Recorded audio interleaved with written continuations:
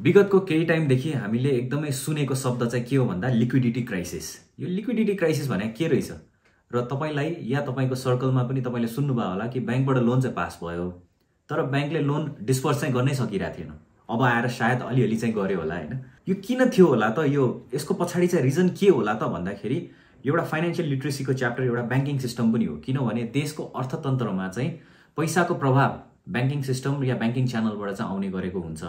त्यसले गर्दा हामी फाइनान्शियल लिटरेट हुनु छ भने हामीले बैंकिङ शिक्षा बारेमा पनि चाहिँ जानकारी चाहिँ हुनुपर्छ।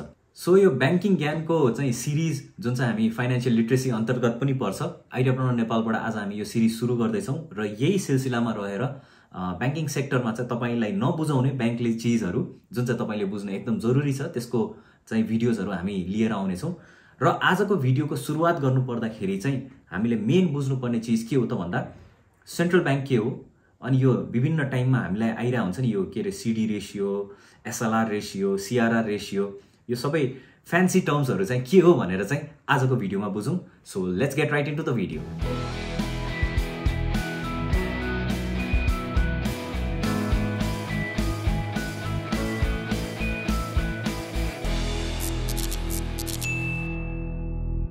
सो एउटा हरेक देश जसले चाहिँ आफ्नो करेन्सी प्रिन्ट गर्छ त्यो हरेक देशको चाहिँ एउटा सेन्ट्रल बैंक हुन्छ है। सेन्ट्रल बैंक भनेको चाहिँ के हो भन्दाखेरि एकदम सुपिरियर मोनिटरी अथोरिटीमा बसेको एउटा संस्था हो। सो यही सेन्ट्रल बैंकले चाहिँ हरेक कन्ट्रीको कोइन्स नोट्सहरु चाहिँ प्रिन्ट गर्ने गर्छ।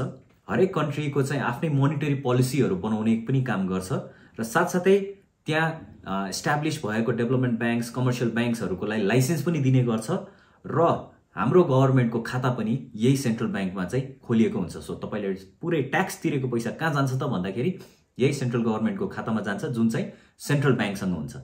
सो अब कुरा गरौँ इन्डियाको सेन्ट्रल बैंक भनेको चाहिँ तपाईको रिजर्भ बैंक अफ इन्डिया हो। युनाइटेड स्टेट्सको चाहिँ फेडरल रिजर्भ भनेर छ। हाम्रो सेन्ट्रल बैंक चाहिँ एनआरबी अर्थात नेपाल राष्ट्र बैंक हो भनेर चाहिँ बुझ्न जरुरी छ है। सो हाम्रो नेपाल राष्ट्र बैंकले नै हाम्रो करेन्सी प्रिन्ट गर्नेदेखि लिएर गभर्नमेन्टको खाता हुनेदेखि लिएर हरेक बैंकहरुलाई लाइसेन्स लिनेदेखि लिएर हरेक बैंक र फाइनान्शियल इन्स्टिट्युसन्सहरुलाई चाहिँ गभर्न गर्नेदेखि लिएर यो सम्पूर्ण कामहरु मोनिटरी पोलिसीहरुदेखि लिएर सबै काम चाहिँ नेपाल राष्ट्र बैंकले गरिरहेको हुन्छ। सो नेपालको कन्टेक्स्टमा सेन्ट्रल बैंक भनेको चाहिँ नेपाल राष्ट्र बैंक अर्थात बैंकहरुको पनि बैंक। सो यो सेन्ट्रल बैंकको वान अफ द मेजर काम भनेको चाहिँ देशमा महंगाईलाई नियन्त्रणमा राख्ने, देशमा चाहिँ मनी सप्लाईलाई चाहिँ कन्ट्रोल गर्ने हैन। यो मोनिटरी पोलिसीको थ्रुबाट पनि हुन्छ। यदि तपाईलाई मोनिटरी पोलिसी भने के हो, कसरी हुन्छ, के चीज यसपालिको मोनिटरी पोलिसीमा चेन्जेसहरु आएको थियो भनेर भिडियो हेर्न मन छ भने हामीले अलरेडी यो भन्दा अगाडिको भिडियो बनाइसकेको छौं। सो लिंक चाहिँ यहाँ कार्ड्समा आइरहेको छ। सो तपाईले त्यहाँ गएर मोनिटरी पोलिसीको बारेमा पनि बुझ्न सक्नुहुन्छ। र साथसाथै सेन्ट्रल बैंकले चाहिँ अरु बैंकहरुलाई चाहिँ केही रेशियोजहरु चलाएर कन्ट्रोल गरिरहेको हुन्छ। सो अरु बैंकहरुबाटै हामीले चाहिँ प्राय जसो लोन कारोबारहरु के रे मार्केटमा मनी सप्लाईहरु भइरहेको हुन्छ। सो त्यो मनी सप्लाईमा डाइरेक्टली या इन्डाइरेक्टली कन्ट्रोल गर्नको लागि चाहिँ सेन्ट्रल बैंकले फ्यू आफ्नो फाइनान्शियल इन्स्ट्रुमेन्ट्स या फाइनान्शियल पावर भन्छ नि त्यो पावर चाहिँ चलाएर विभिन्न रेशियोको थ्रुबाट चाहिँ मार्केटमा पैसा पठाउने कि मार्केटबाट पैसा अब्जर्भ गर्ने कि हैन, लोनको इन्ट्रेस्ट रेट बढाउने कि लोनको इन्ट्रेस्ट रेट घटाउने कि यो सम्पूर्ण निर्धारण चाहिँ सेन्ट्रल बैंकले गरेको हुन्छ। सो यही विभिन्न रेशियोजको सिलसिलामा बेसिक फर्स्टमा हामीले जान्नुपर्ने रेशियोजहरुको कुरा चाहिँ अब हामी गर्छौं। सो रेशियोजहरुको कुरा गर्नु पर्दाखेरि फर्स्टमा कुरा गर्नुपर्ने हुन्छ सीसीडी र सीडी रेशियोको है। हाम्रो नेपालमा चाहिँ अलिकति अगाडि सम्म चाहिँ सीसीडी रेशियो थियो, त्यसलाई अचानक चेन्ज गरेर अहिले फेरि सीडी रेशियो बनाइदिएको छ। अब यो के हो त भन्दाखेरि CCD credit to core capital plus deposit. अब बैंकले कसरी कमाउँछ भन्दाखेरि बैंकको रेभेन्यू मोडल बुझौं। एउटा बैंकले पब्लिकसँग डिपोजिट कलेक्ट गर्छ र त्यही डिपोजिटलाई चाहिँ लेन्डिङ गरेर लोनको थ्रुबाट चाहिँ अब उले डिपोजिटमा दिनुपर्ने थोरै इन्ट्रेस्ट हुन्छ अनि उले लोन दिँदाखेरि लिनुपर्ने इन्ट्रेस्ट हुन्छ। सो त्यो दुईटा इन्ट्रेस्टको चाहिँ डिफरेन्स चाहिँ बैंकको आफ्नो मार्जिन हो। सो उले कमाउने चाहिँ त्यसरी हो, पब्लिकसँग डिपोजिट उठाउने र विभिन्न मान्छेहरु या संस्थाहरु या अर्गनाइजेसनहरुलाई चाहिँ ऋण दिने र ऋणबाट आएको र पब्लिकलाई दिएको डिपोजिटको डिफरेन्स चाहिँ बैंकको अर्निङ हुन्छ है।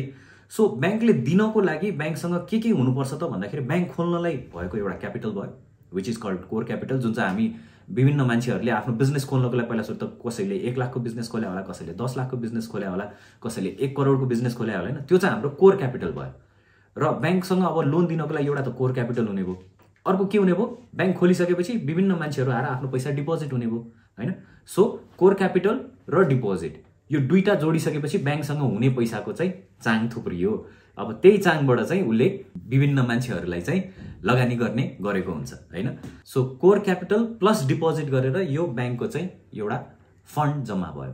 अब पहिला के थियो भन्दा 85% चाहिँ सीसीडी रेशियो थियो भन्नाले मानौ एउटा ब्याङ्कको आफ्नै क्यापिटल चाहिँ 100 करोड थियो, अब उसले फेरि अर्को पब्लिकसँग डिपोजिट चाहिँ 50 करोड उठायो।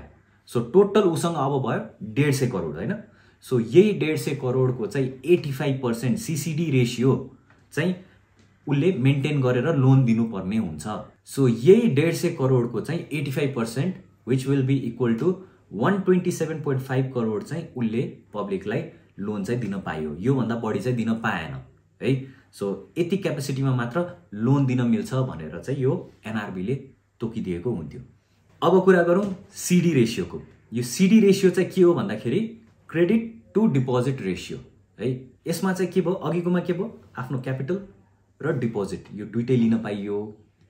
अब यो सीडी रेशियोमा चाहिँ के हुनु पर्यो भने आफ्नो क्यापिटल लिन पाइएन, खाली डिपोजिट मात्र लिन पाइयो, जुन चाहिँ अहिले चलिरहेको छ। हाम्रो एनआरबीले चाहिँ सीसीडीलाई चाहिँ हटाएर सीडी रेशियोमा लिएर आएको छ।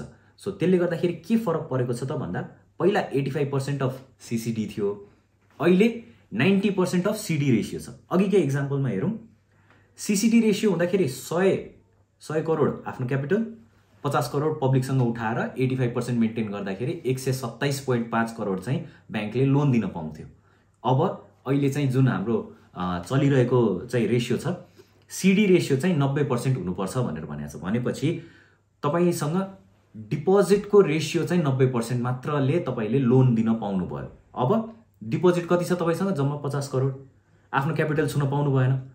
अब यो 50 करोडको 90% भनेको कति भयो, 45 करोड। सो त्यति मात्र ब्याङ्कले अहिले लोन दिन पाउने नियम भयो। अचानक 127 करोडबाट 45 करोड्समा लोन दिन पाउने क्यापेसिटी चाहिँ ब्याङ्कको झरेकोले गर्दा तपाईको लोन स्याङ्सन भएर पनि डिस्पर्स हुन नसकेको। यो चाहिँ नेपाल राष्ट्र ब्याङ्कले ल्याएको पोलिसी हो।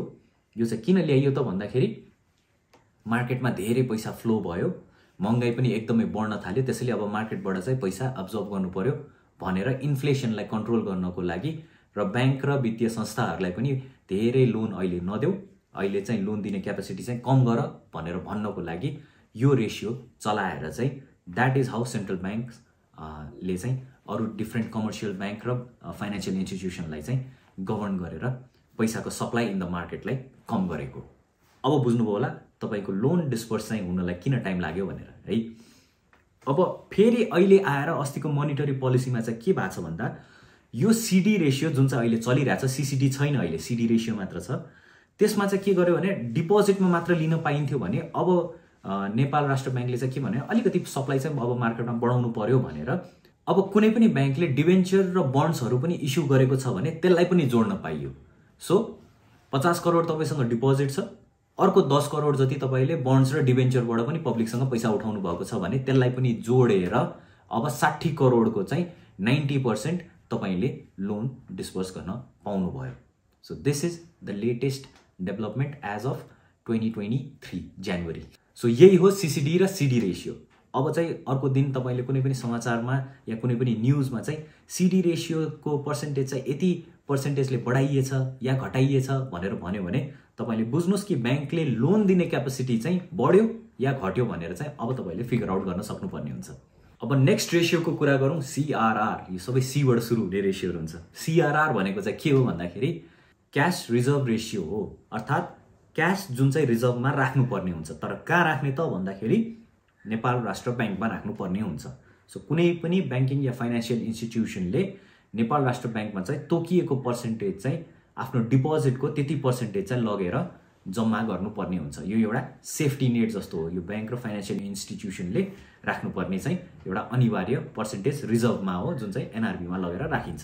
र हाम्रो मोनिटरी पोलिसीले चाहिँ यसलाई अहिले 4% मा लिएर आइदिएको छ। सो अर्थात् अघिकै इक्जाम्पल हेर्ने हो भने तपाईको डिपोजिट 50 करोड रुपियाँको छ भने त्यसको 4% अर्थात् 2 करोड रुपियाँ चाहिँ त्यो लगेर तपाईले नेपाल राष्ट्र बैंकमा जम्मा गरेको हुनुपर्छ। यो चाहिँ कम्पल्सरी हो।